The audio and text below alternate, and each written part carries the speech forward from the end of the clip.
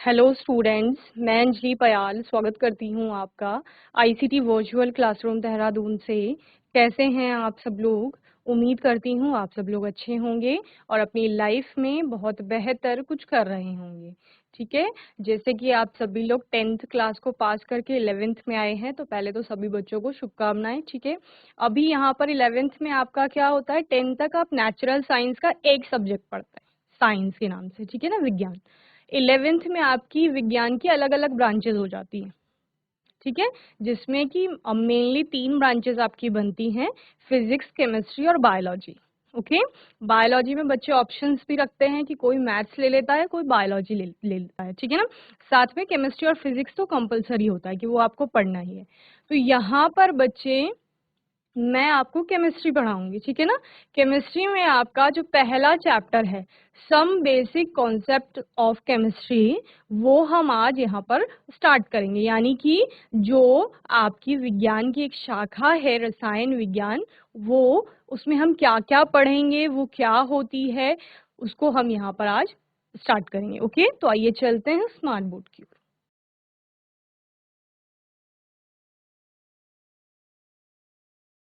तो बच्चे, केमिस्ट्री क्या होता है आपका? केमिस्ट्री के अंतर्गत आप सारे वो चीजें पढ़ेंगे जो आपको क्या कर रहा है, किसी भी चीज के बारे में आप बहुत सारी चीजें आपके आसपास देखते हैं, उनका कंपोजिशन क्या है, यानी कि वो किससे मिलकर के बने हुए हैं, ठीक है, उसकी बात करेंगे। इसके अलावा तो बच्चों यहाँ पर मैंने आपको क्या बोला, केमिस्ट्री में आप एक तो कंपोजिशन देखेंगे, यानी कि कोई भी चीज किससे मिलकर के बन रही है। दूसरा, अगर दो चीजों को, दो सब्सटेंसेस को आपस में मिला देते हो तो मिलाने पर आपका क्या हो रहा है, ठीक है। या किसी भी सब्सटेंस की आप प्रॉपर्टीज बताएंगे, ठीक है, वो प्रॉपर्टीज फिजिकल भी हो सकती है और केमिकल भी हो सकती है, ठीक है ना। तो यहाँ पर बेसिकली क्या, किसकी बात कर रहे हो? एटम्स, मॉलिक्यूल की बात कर रहे हो। चेंज या ट्रांसफॉर्मेशन, जिसे रिएक्शन भी आप कहते हैं, उसकी बात करेंगे। एलिमेंट्स की बात करेंगे, यहाँ पर अलग अलग कंपाउंड्स की बात करेंगे, ठीक है ना। तो केमिस्ट्री की आपकी 3 ब्रांचेस हो जाती हैं, ठीक है। क्या कहा मैंने? केमिस्ट्री जो है आपका, यानी रसायन विज्ञान, इसकी आपकी 3 ब्रांचेस हो जाएंगी। ओके, पहला आपका हो जाएगा फिजिकल, फिजिकल केमिस्ट्री, ठीक है।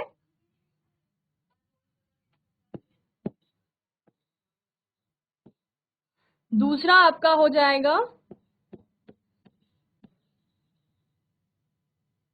इनऑर्गेनिक, और तीसरा हो जाएगा आपका ऑर्गेनिक, ठीक है। तो मेन इसकी 3 ब्रांचेस बनती हैं आपकी। तो आज के सेशन में जैसे मैंने आपको बोला कि हम लोग चैप्टर 1 स्टार्ट करेंगे,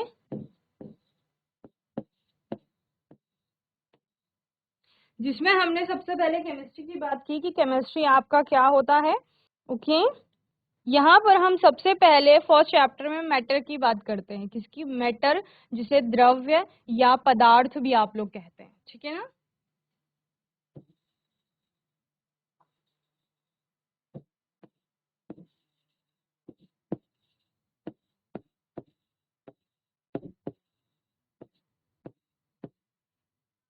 मैटर, द्रव्य या पदार्थ। एक द्रव होता है, एक द्रव्य होता है। द्रव क्या होता है? वो फिजिकल स्टेट होती है, यानी लिक्विड जिसे आप बोलते हो।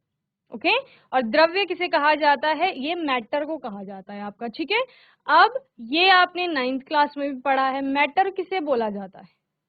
मैटर आपके आसपास बहुत सारी चीजें, ठीक है, बहुत सारी चीजें हैं।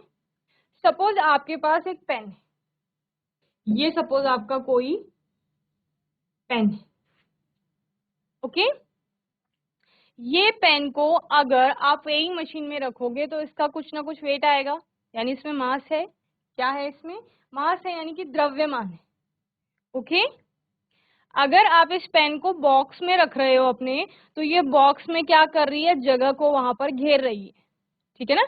ऐसे ऐसे बहुत सारे पेन रखेंगे तो आपका बॉक्स फुल हो जाएगा, यानी कि उन्होंने क्या किया है? स्थान घेरा है वहां पर। स्थान घेरने का मतलब क्या होता है? आयतन।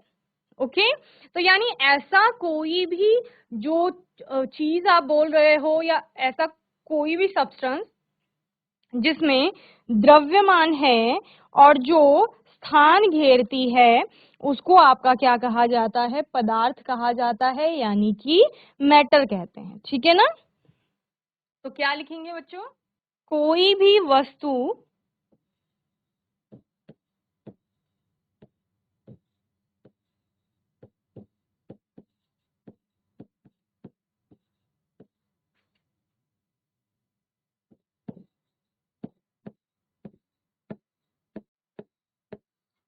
जिसमें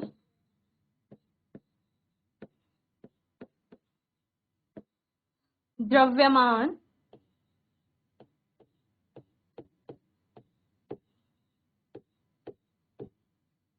होता है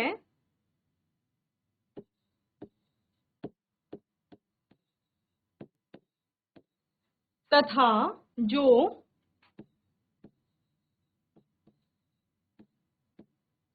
स्थान घेरती है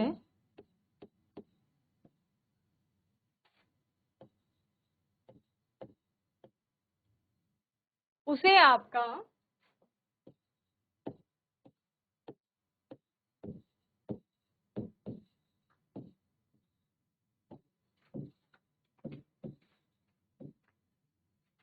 पदार्थ या द्रव्य कहते हैं।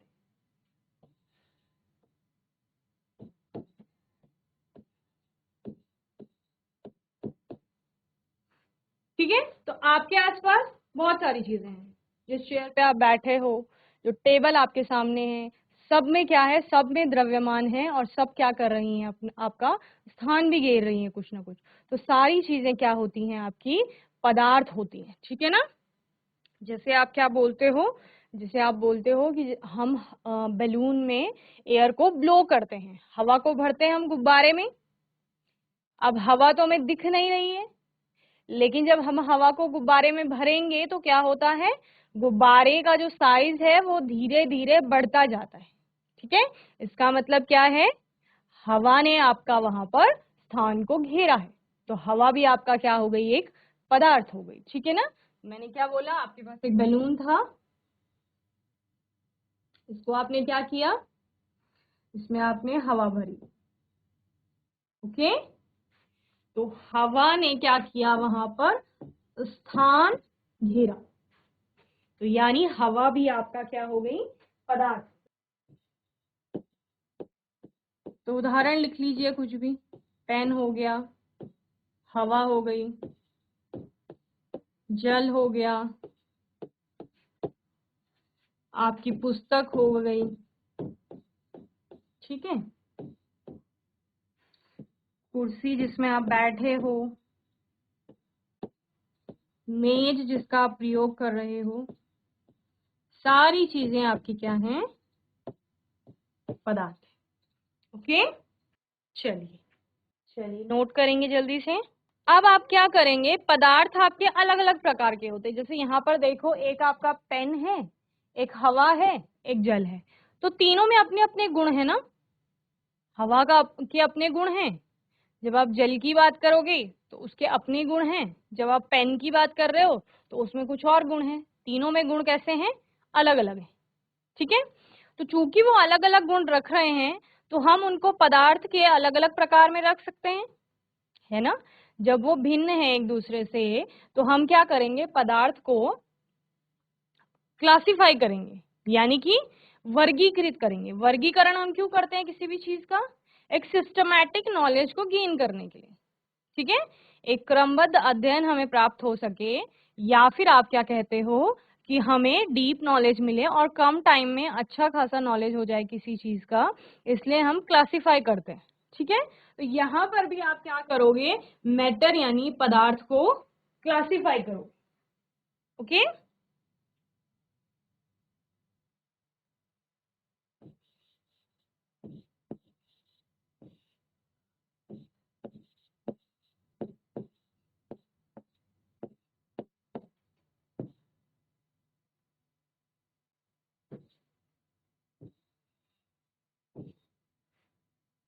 क्लासिफिकेशन आपकी दो टाइप से आएगी।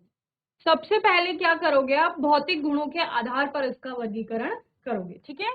तो पहले क्या दोगे? भौतिक वर्गीकरण दोगे।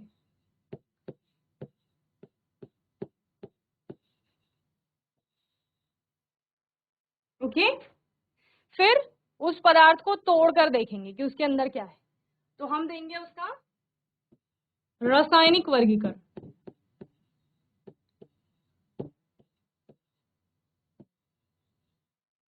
समझ रहे हो क्या कहा मैंने? पदार्थ, सारी चीजें आपकी पदार्थ थी, ठीक है ना। फिर आपने क्या कहा कि उन सारी चीजों में जो हमने एग्जाम्पल देखे थे, ये पदार्थ में अलग अलग गुण हमें दिखाई दे रहे हैं, ठीक है ना। तो उनको हम उनके गुणों के आधार पर क्या करेंगे, वर्गीकृत करेंगे। तो हम ब्रॉड वे में पहले क्लासिफिकेशन देंगे मैटर की, वर्गीकृत करेंगे हम उसको। तो पहले भौतिक गुणों के आधार पर करेंगे, फिर रासायनिक गुणों के आधार पर हम क्या करेंगे, वर्गीकरण करेंगे। तो भौतिक गुणों में हम क्या क्या देखते हैं, आकार देखोगे, ठीक है ना, कि आकार कैसा है, आयतन की बात करोगे, दृढ़ता की बात करोगे, तरलता की बात करोगे, मेल्टिंग बॉइलिंग पॉइंट की बात करोगे। इन सब चीजों को किसमें पढ़ोगे, भौतिक गुण में पढ़ेंगे, ठीक है। रासायनिक गुण में क्या करोगे, आप पदार्थ को तोड़ोगे, उसके अंदर क्या क्या चीजें हैं, ठीक है ना।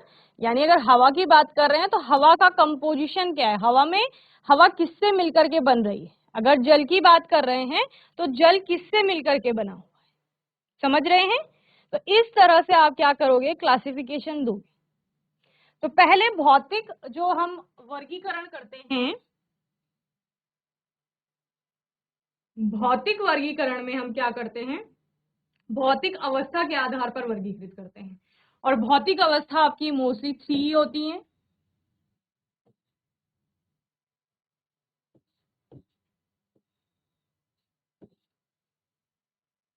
ठीक है। कौन कौन सी, solid, liquid and gas, okay. यानी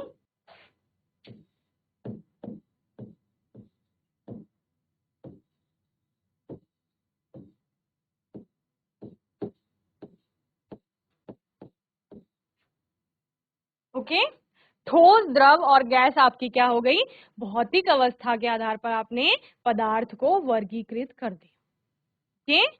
ठोस अवस्था क्या होती थी, जिसको आप ऑलरेडी पढ़ चुके हैं, कि ऐसा कोई पदार्थ जिसका आकार और आयतन निश्चित है, जिसमें दृढ़ता है, जिसकी कंप्रेसिबिलिटी बहुत कम है, जो आपका फ्लो नहीं कर रहा है, फ्लूडिटी नहीं है जिसमें, यानी बह नहीं रहा है, तरलता जिसमें नहीं है, ठीक है ना, जिसमें अंतरा आणविक स्थान बहुत कम है और अंतरा आणविक आकर्षण बल बहुत ज्यादा है, वो सारी चीजें आपकी, सारे जो आप वस्तुओं की बात कर रहे हैं उनकी अवस्था क्या होगी, ठोस अवस्था होगी। जैसे आपकी टेबल है, तो टेबल का आकार आयतन निश्चित है। आकार का मतलब उसका एक शेप है ना, एक बेस है उसका ऊपर, फिर उसकी 4 उसके पैर होंगे, तो वो क्या है, ऐसा ही शेप है उसका, जब से वो बना हुआ है तब से उसका शेप ऐसे ही है, क्लियर।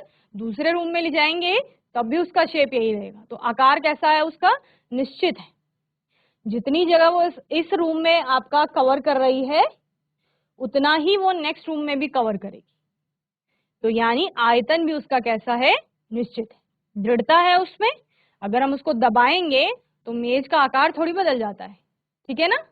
और अंतरा आणविक आकर्षण बल बहुत ज्यादा है, इसीलिए तो क्या हो रहा है, मेज में हाथ मार रहे हैं तो हमारा हाथ आर पार नहीं जा रहा है। क्यों, क्योंकि मेज के जो पार्टिकल्स हैं, मेज के जो कण होंगे, वो आपस में टाइटली बॉन्डेड है, क्लियर। और वहां पर अंतरा आणविक आकर्षण बल, यानी जो अणु है मेज के, उनके बीच में जो आकर्षण का बल है, अट्रैक्शन फोर्स जो है, वो कैसा है, स्ट्रॉन्ग है, प्रबल प्रकृति का है, समझ रहे हैं। तो इन सब गुणों के कारण आपकी मेज क्या है, ठोस है। जल की बात करेंगे, जल क्या है आपका, द्रव अवस्था में आपको दिख रहा है, पानी की बात कर रहे हो, ठीक है ना। वो आपको द्रव अवस्था में दिख रहा है, उसमें क्या क्या गुण हैं, जैसे आकार उसका निश्चित नहीं है, बोतल में डाल रहे हो उसका आकार ले रही है, बीकर में डाल रहे हैं उसका आकार ले रही है, और किसी कोनिकल फ्लास्क में डाल रहे हैं उसका आकार ले रही है। तो आकार निश्चित नहीं है, लेकिन आयतन कैसा होगा, निश्चित होगा। अगर बॉटल में आपने 500 ml लिया था शायद, अगर सपोज, ठीक है, वो 500 ml अगर आप बीकर में डाल रहे हो तो वहां पर भी वो 500 ml ही वॉल्यूम को ऑक्यूपाई करेगी, यानी आयतन उतना ही घेरेगी, क्लियर। उसी को आप कोनिकल फ्लास्क में डाल दो अगर 500 ml वाटर को, तो वहां भी वो 500 ml आपका वॉल्यूम ही कवर करेगा। ओके, फ्लूइडिटी की प्रॉपर्टी है, यानी कि फ्लो करते हैं, बहने का गुण होता है द्रवों में। और कैसे बहते हैं? ऊपर से नीचे की ओर बहते हैं। जल को देखा है ना बहते हुए, ऊपर के लेवल से नीचे की लेवल की तरफ को जल क्या करता है? फ्लो करता है, यानी बहता है। ओके, अगर अगर हम गैस की बात करेंगे, अगर हम द्रव की बात करेंगे, तो द्रव में और क्या है? अंतरा, देखो पानी में हाथ डालते हैं तो इजीली आपका हाथ चला जाता है, तो यानी आप क्या कह रहे हो कि वहां पर अंतरा आणविक आकर्षण बल थोड़ा कैसा हो गया है? वीक हो गया है एज कंपेयर टू सॉलिड्स, यानी कि ठोसों की तुलना में। और अंतरा आणविक जो स्थान है, अणुओं के बीच में जो स्थान है, वो बढ़ गया है। ओके, गैस की बात करेंगे तो गैस में आपका क्या है? आकार और आयतन दोनों ही अनिश्चित है। ठीक है, गैस भी जिस कंटेनर में डालती है उसका पूरा शेप ले लेती है। वॉल्यूम की बात करते हैं तो छोटे कंटेनर से अगर बड़े कंटेनर में डाल रहे हो तो पूरा उस कंटेनर को फिल कर देती है। समझ रहे हो ना? तो आयतन भी निश्चित नहीं है। फ्लूइडिटी की प्रॉपर्टी है, यानी कि बहने का गुण पाया जाता है, लेकिन बहने का गुण कैसा होता है? सभी दिशाओं में गैसेस फ्लो करती हैं। ऐसा नहीं है कि एक कोई फिक्स डायरेक्शन है जहां वो फ्लो करेंगे। ओके, वो सभी दिशाओं में बहते हैं। इसके अलावा गैसेस में आपकी क्या होती है? तरलता भी होती है। ओके, अंतरा आणविक आकर्षण बल की बात करोगे तो वो यहाँ पर क्या है? बहुत कम है। और अंतरा आणविक स्थान की बात करोगे तो वो बहुत ज्यादा है। ठीक है ना? कंप्रेसिबिलिटी बहुत ज्यादा होती है, यानी कि गैस को बहुत एक अमाउंट में अगर गैस है उसको कंप्रेस करके आप छोटे से बॉटल में रख सकते हो, संपीडित करके। ओके, तो ये सारी चीजें आपने पढ़ रखी हैं, इन्हीं की मैं बात कर रही थी। तो ठोस की बात की जैसे आपने, तो ठोस में आपका कण मैंने बोला बहुत पास पास होंगे।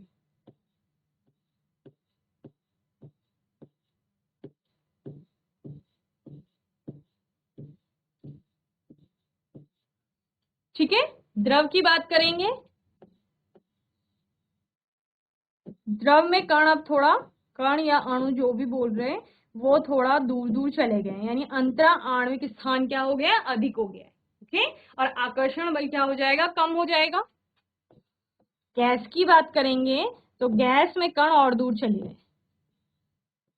ओके, और अंतरा आणविक स्थान कैसा हो गया है? बहुत अधिक हो गया है। ओके, अब किसकी बात करेंगे? अब रासायनिक वर्गीकरण की बात करें। रासायनिक वर्गीकरण में आप पदार्थ को तोड़कर देखेंगे कि उसके अंदर क्या है।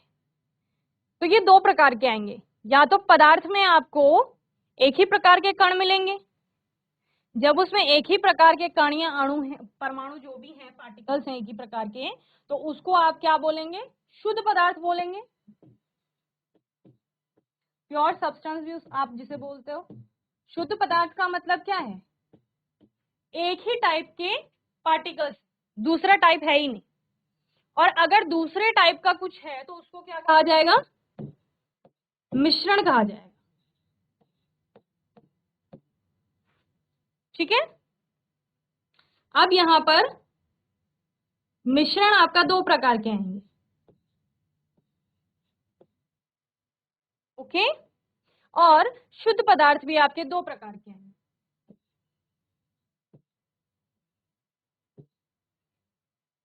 क्लियर? मिश्रण आपने पहले भी पढ़ा है। मिश्रण के दो प्रकार कौन से होते हैं? एक होगा समांगी और दूसरा क्या होगा? विसमांगी।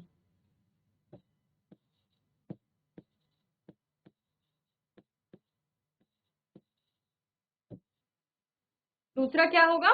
विसमांगी। ओके, नाउ शुद्ध पदार्थ कैसे होंगे? एक जिनमें एक ही टाइप के परमाणु हैं, और दूसरा जिनमें एक ही टाइप के अणु हैं, यानी जो सेम टाइप ऑफ एटम से मिल रहे हैं और दूसरा जो सेम टाइप ऑफ मॉलिक्यूल से बन रहे हैं। तो एटम से बनता है आपका एलिमेंट, यानी कि तत्व। ओके, और अणुओं से आपका क्या बनता है? यौगिक।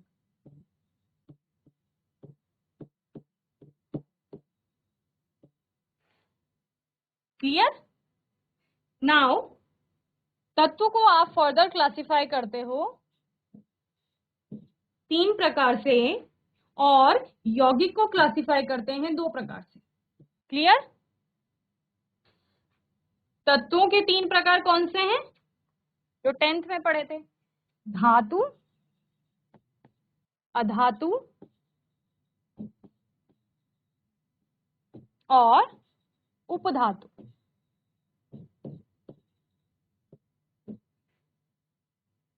ओके?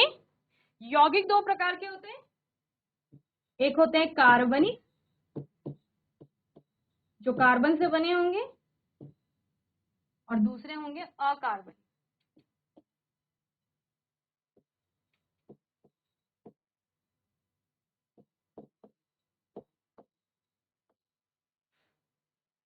ओके? चलिए इस फ्लो चार्ट को बना लेंगे आप लोग।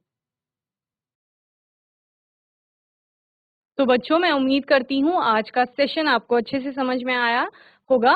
आज के सेशन में हमने फर्स्ट चैप्टर लिया अपना some basic concepts of chemistry, ठीक है, जिसमें हमने बेसिक जो सबसे जनरल टॉपिक है आपका पदार्थ उसके बारे में बात की और उसकी हमने क्लासिफिकेशन देखी, ठीक है ना। इसको आप होमवर्क में अच्छे से पढ़ लेंगे, फिर आने वाले सेशन में हम एक एक पार्ट की अच्छे से स्टडी करेंगे। ओके? और तब तक के लिए आईसीटी वर्चुअल क्लासरूम से जुड़ने के लिए धन्यवाद।